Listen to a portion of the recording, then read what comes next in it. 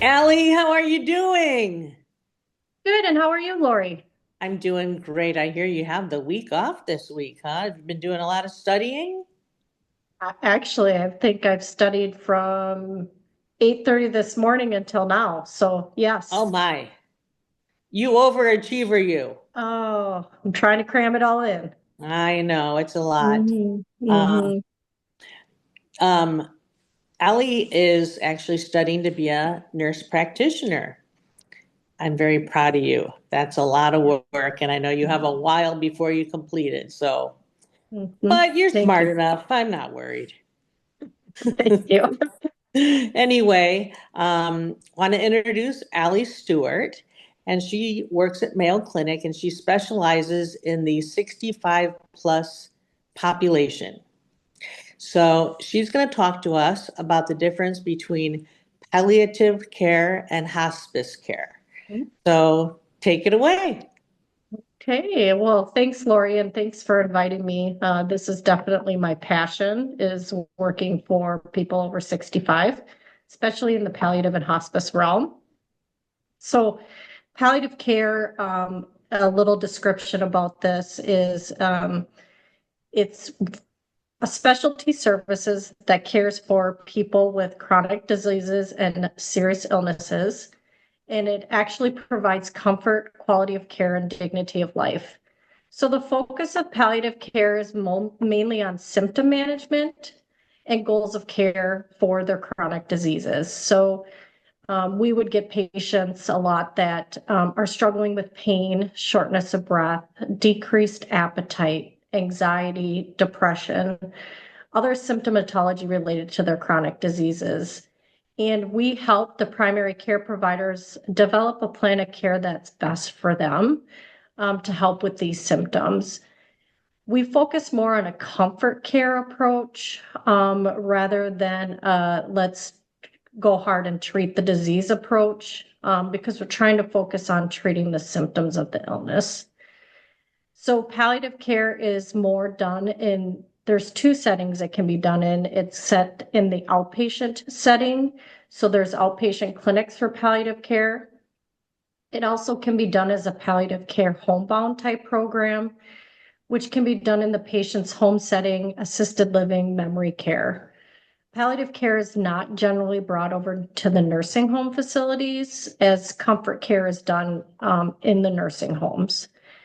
So in the Rochester community, palliative care is provided by the Mayo Clinic. They have the outpatient palliative care, and they also have the palliative care homebound program.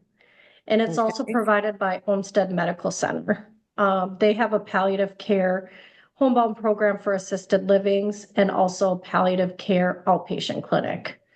So are Um, those the only two locations in Southeast Minnesota?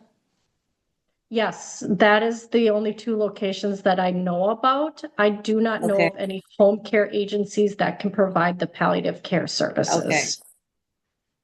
So, and palliative care is not home care services. And that's what a lot of people get confused about when they hear palliative care.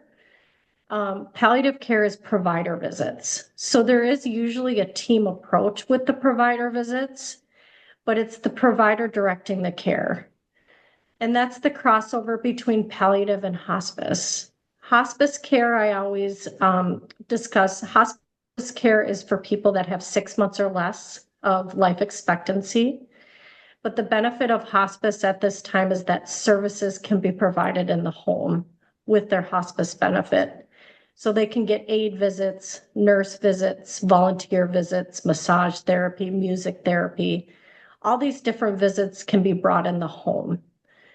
Palliative care does not have all these services. Palliative care offers provider visits.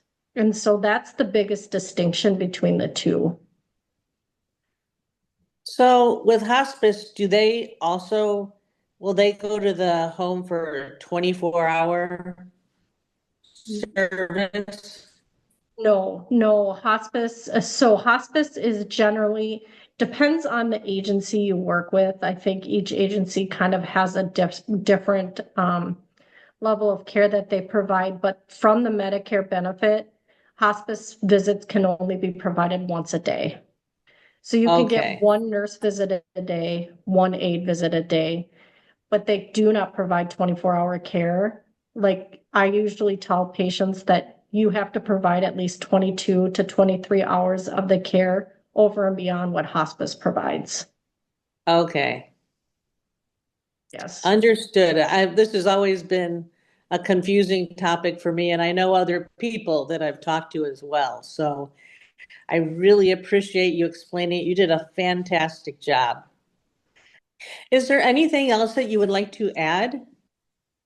Oh, yeah, I would like to add how to get a referral for palliative care and or hospice. A lot of people do question, how do I get on the services?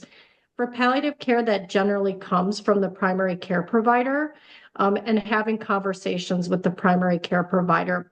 But palliative care referrals can also come from specialty services such as pain management, neurology, cardiology.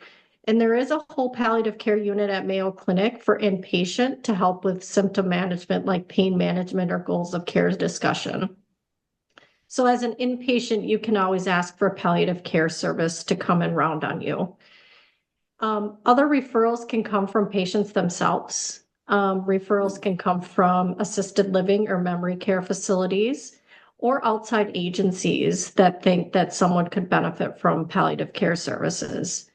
As far as hospice, you can get referrals again from all of those different ways, but two providers, so the hospice physician and a primary care physician, have to say that you qualify for hospice. So that's the difference between the two also. You don't have qualifications for palliative care. You have to have more eligibility for hospice. So reach out to your primary care provider or any provider that you're working with to get connected with these resources. Okay, well, thank you. I really appreciate it. This is great knowledge that you're